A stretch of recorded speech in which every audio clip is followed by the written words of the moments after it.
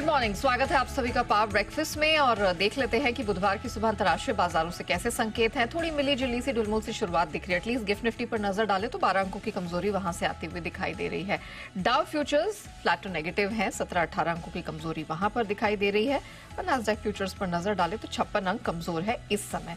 Asian space की बात करें तो यहाँ पर कुछ कमजोरी जरूर दिख रही है। 100 अंक नीचे जापानीज मार्केट निके है और बाकी जितने मार्केट्स स्पेस में खुल रहे हैं उनमें भी कुछ हल्की नरम शुरुआत ही दिखाई दे रही है। कच्चा तेल $79 के पास सपाट है। सोने चांदी में हमने कुछ स्ट्रेंथ बनते हुए देखी है। फिलहाल दायरेबंद ट्रेड ही नजर आ रहा है, बट पॉजिटिव मोमेंटम के साथ। क्या कुछ हुआ है अंतर्राष्ट्रीय बाजारों में, महत्वपूर्ण ट्रिगर्स कौन से जिस पर रखनी नजर आई है, जान लेते हैं। दीपांशु हमारे साथ है।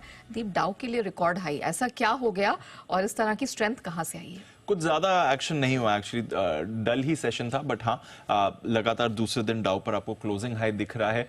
एक बड़ी तेजी के बाद थोड़ा कंसोलिडेशन के मूड में दिखे। अगर आप देखें बहुत ही सीमित दायरे का कारोबार था, कुछ ज्यादा बड़ी मूव भी नहीं थी और 150-160 अंक के रेंज में अपने डाउ में कारोबार देखा। उसमें 10 पॉइंट्स की हल्की बढ़त के साथ डाउ बंद हुआ, बट हाँ लगातार दूसरे दिन नई रिकॉर्ड क्लोजिंग मिली। इंट्राडे हाई नहीं था, बट नई रिकॉर्ड क्लोजिंग जरूर आपको डाउ पर आती हुई दिखी है।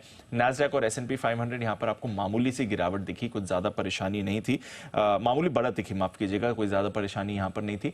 बट रसल 2000 में आपको एक गिरावट आती हुई दिखी है। करीब 0.5% नीचे आपका रसल 2000 जो स्मॉल कैप इंडेक्स है वो बंद हुआ है, बट फ्रंटलाइन इंडेक्सीज में हल्की बढ़त आपको बनती हुई दिखी है।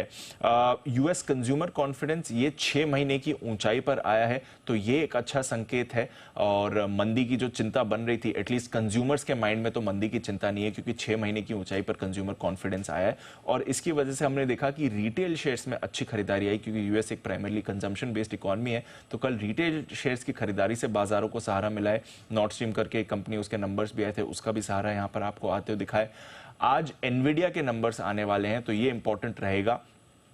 कल नंबर से पहले हमने स्टॉक में 1.5% की तेजी जरूर देखी, बट आज देखते हैं एनवीडिया की परफॉर्मेंस कैसी रहती है, क्योंकि 70% ग्रोथ का अनुमान बाजार लगाकर चल रहा है। तो यहां पर अगर इस ग्रोथ से और अच्छे नंबर्स आते हैं तो शेयर में बड़ी मूव आएगी, बट क्योंकि हाई एक्सपेक्टेशन है, जरा सा भी डिसअपॉइंटमेंट हुआ तो बड़ी गिरावट भी आ सकती है। तो एक बड़ा दिन है और एनवीडिया पर फोकस रहेगा बाजार का आज नंबर से पहले।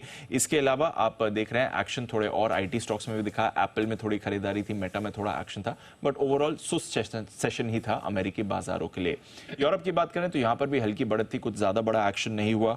डॉलर आपका रेंज में है, बट अच्छी बात है कच्चे तेल में 3 दिनों की तेजी के बाद गिरावट आई है। करीब 3% ब्रेंट क्रूड फिसला है। फिलहाल $78 के आसपास आपको ब्रेंट ट्रेड करते हुए दिख रहा है। गोल्डमैन सैक्स ने भी ब्रेंट क्रूज का प्राइस फोरकास्ट $5 से घटाया है। सोना रिकॉर्ड ऊंचाई के पास मजबूत है, चांदी 6 हफ्ते की ऊंचाई पर कायम है और बेस मेटल्स में भी चमक बरकरार है। तो ओवरऑल एक ठीक ठाक सेशन था, कुछ ज्यादा बड़े संकेत नहीं आए, बट हाँ दूसरी रिकॉर्ड क्लोजिंग दिखी है डाउ जोन्स पर। ऑलराइट, चलिए, तो ये हाइलाइट्स रहे हैं बीते सत्र के सेशन के। लेकिन आइए